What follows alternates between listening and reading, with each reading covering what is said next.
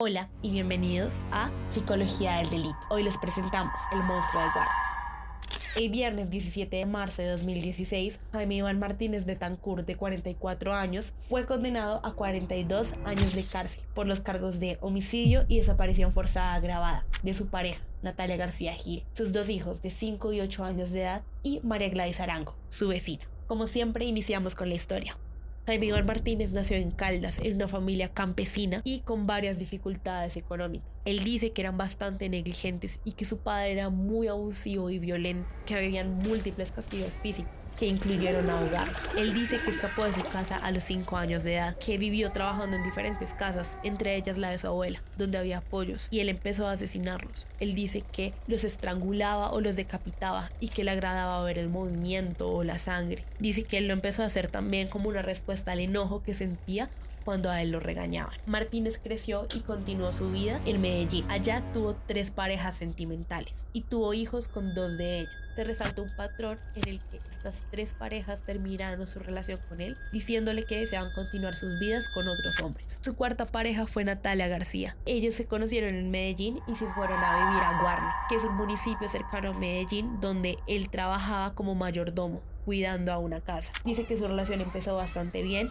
y que él cuidaba a los hijos de Natalia como si fueran suyos. Sin embargo, con el tiempo esta relación se fue deteriorando. Tiempo antes del asesinato de Natalia, los hijos de Natalia le dijeron a Martínez que ella tenía un novio. Martínez dice que no hizo nada. Sin embargo, en el mes de noviembre de 2015, Natalia le dijo que efectivamente ella tenía otra pareja y que se quería separar. El 3 de noviembre discutieron por eso. Martínez decía que él no quería que ella se fuera. Él le preguntó por qué se iba a ir, qué tenía este hombre que él no le pudiera dar. Ella le dice que tranquilidad, a lo que Martínez le responde que él le va a dar mucha tranquilidad. En ese momento, él dice haberse cegado de ira. Le dice que lo acompañe a alimentar los animales y allá la asesina estrangulándola con una cuerda de nylon.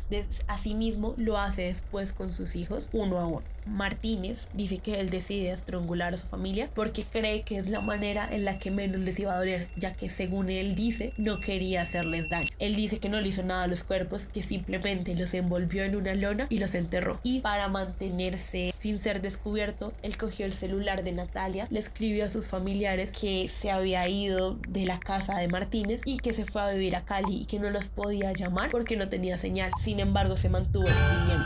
Posteriormente, María Gladys Arango, quien era amiga y vecina de Natalia, se acercó a Martínez con fines sexo románticos. Él la invita a la finca que cuidaba y allá él le empieza a preguntar por dónde estaba Natalia cuando él la había asesinado. María Gladys le dice que no se preocupe por eso, que ella ya está lejos, que ella no lo quería. Específicamente dice: Natalia ya se fue a vivir con otro, ellos están lejos, ella nunca te quiso. Mientras yo le cuidaba a los niños a la casa, ella invitaba a su amante y pasaban el rato juntos. Martínez dice que por esta razón se llenó de ira y la asesinó de la misma manera, diciéndole que lo acompañara a cuidar a los animales y después asfixiándola. Él asegura jamás haberle hecho nada a los cuerpos. Sin embargo, este cuerpo se encontró que había sido quemado antes de ser enterrado. Además, hay otros factores que cuestionan los hechos, y es que Martínez guardaba las pertenencias de sus víctimas. Sobre todo, se encontraron pertenencias de María Gladys Arango. En esta historia se destacan ciertos elementos. El primero de ellos es que Martínez es descubierto porque un tío de María Gladys empezó la búsqueda. Cuando llegan las autoridades a su casa y encuentran el cuerpo, él les dice que van a encontrar otros 3 cuerpos. Él confiesa los otros 3 asesinatos, aunque no se estuvieran buscando. Además de eso, se encuentra que el relato de Martínez es bastante distorsionado, pues en las entrevistas que dio cercanas a los hechos y las entrevistas recientes cambian los motivos. Además, se resalta que las autoridades consideran que pueden existir otras 20 víctimas, sin embargo no se han confirmado. Y en entrevistas recientes, él dice que uno de sus primeros trabajos fue como sicario y él dice que pueden haber más de 1000 víctimas.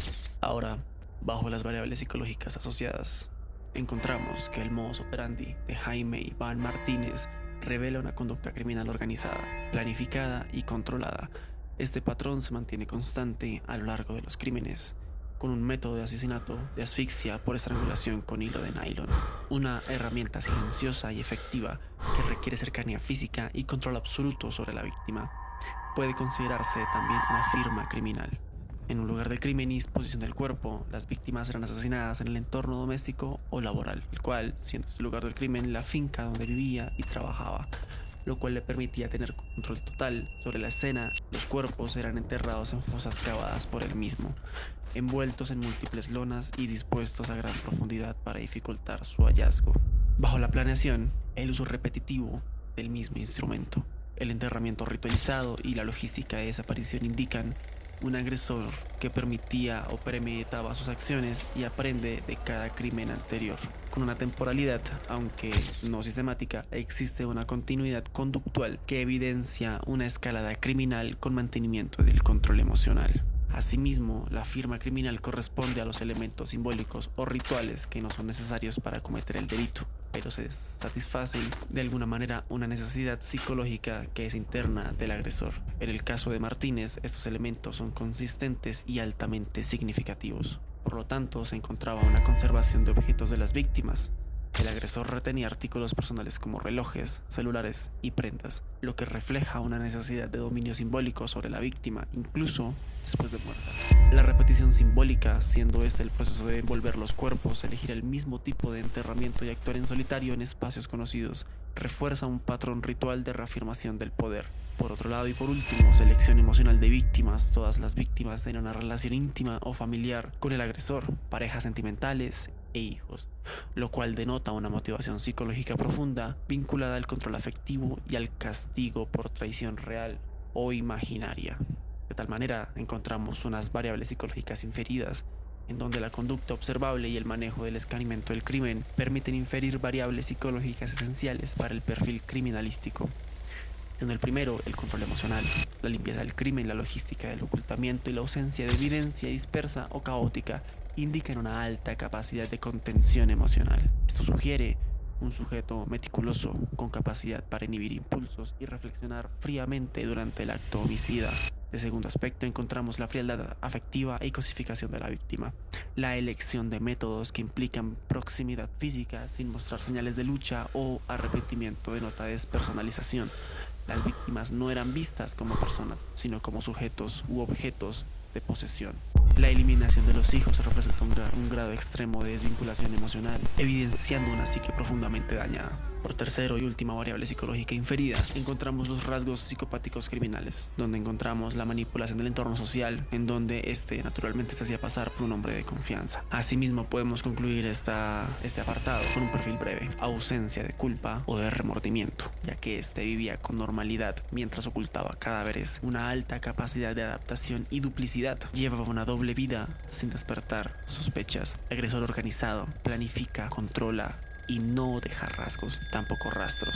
Asesino por motivación emocional desadaptativa, celos, traición y necesidad de venganza. Siendo un agresor íntimo, elige víctimas de su entorno cercano, con un perfil mixto, psicopático, celotípico, combinando rasgos de psicopatía instrumental, siendo esta la que se refiere al uso de la violencia como medio para un fin calculado, con un delirio emocional rígido y autovalidado, haciendo referencia a esto a la celopatía. Infancia llena de abusos físicos y castigos severos por parte de su progenitor y pasividad por parte de su madre ligados al ideal textual de: dicho esto por sí mismo en la entrevista, si siembras odio, ¿qué esperas cosechar? Eventos que pueden estar directamente ligados a su ausencia de remordimiento y afectividad desajustada. Para realizar un análisis del caso del monstruo de Warne, una rama de la psicología jurídica que puede ser útil es la psicología criminológica. La psicología criminológica nos permitiría realizar una caracterización psicológica del criminal. Debido a que Jaime Iván usó la SIM card de la señora María Gladys Arango, su cuarta víctima, esto permitió que las autoridades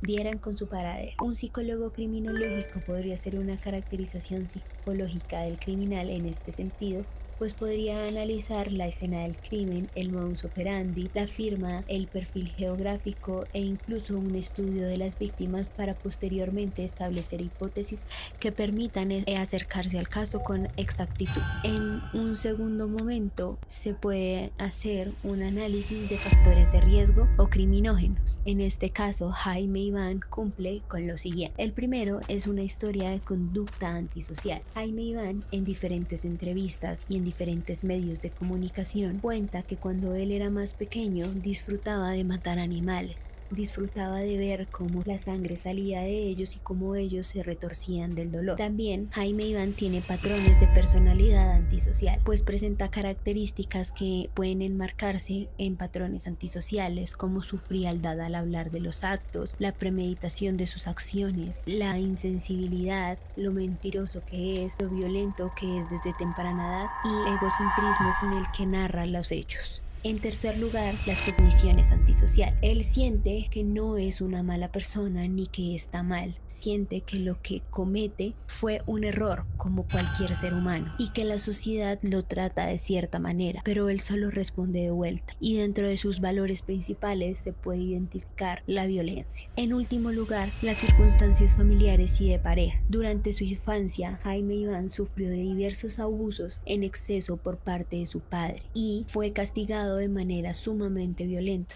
Incluso su padre intentó asesinarlo. Él se fue de casa desde temprana edad y todas sus parejas lo traicionaron. Otra tarea del psicólogo criminológico sería realizar una evaluación de riesgo de reincidencia. Mediante la psicología criminológica se puede predecir y anticipar el nivel de riesgo de las conductas delictivas de los criminales, en este caso el monstruo de Warren, sabiendo qué tan probable es que éste repita sus actos. En el caso de Jaime Iván se encontraría en un riesgo alto debido a que en diversas entrevistas él ha manifestado que si al quedar en libertad la vida lo pone en alguna situación similar, él lo haría y repetiría la situación sin pensar.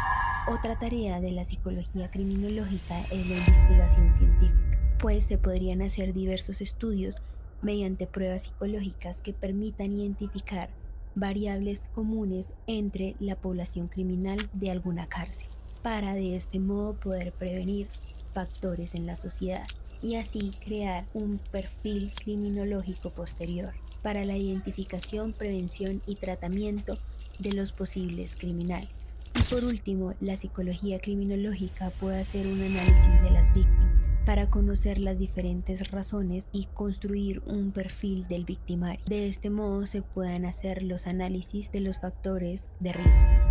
Después de escuchar el caso del monstruo de Warne, queremos preguntarles ahora, ¿por qué creen que él confesó los 3 crímenes cuando solo estaba siendo buscado por el crimen de María Gladys? ¿Cómo se llega a desarrollar este orgullo y esta presunción por los crímenes? De no haber sido por este error de la SIM card, ¿ustedes creen que lo habrían atrapado? Nosotros consideramos que en lugares de baja densidad poblacional se supone que es más impactante la desaparición. ¿Por qué no se dieron cuenta? ¿Por qué no se percataron? ¿Por qué no se hicieron las alertas debidas frente a las autoridades? Por esto, es altamente probable que actualmente exista una vasta cantidad de asesinos seriales a sueldo, de los cuales las autoridades siquiera tienen idea de su existencia. Pero aún así, no se generan las medidas eficientes de búsqueda, identificación y captura necesarias. Por eso quiero preguntarles, ¿es posible para ustedes que un criminal como Martínez se podría llegar a resocializar? ¿Qué opinan ustedes? ¿Cómo? Teniendo en cuenta la historia de este criminal, ¿de qué forma creen que se pueden generar estrategias de prevención para evitar el abuso, en este caso a nivel físico? Pues este hombre asesinó a sus 2 hijos, y ayudar a la sociedad en el manejo de estas emociones. Por esto consideramos que en este caso, dentro de propios testimonios de Jaime Iván, para sus posteriores evaluaciones y en caso de que llegue a generarse otro tipo de juicio, que este hombre es un ser egocéntrico, es presumido frente a las 1000 supuestas víctimas que dice mencionar, sin embargo las ponemos en duda, es exagerado, manipulador, mentiroso y narcisista, características que consideramos hacen parte de la conducta antisocial.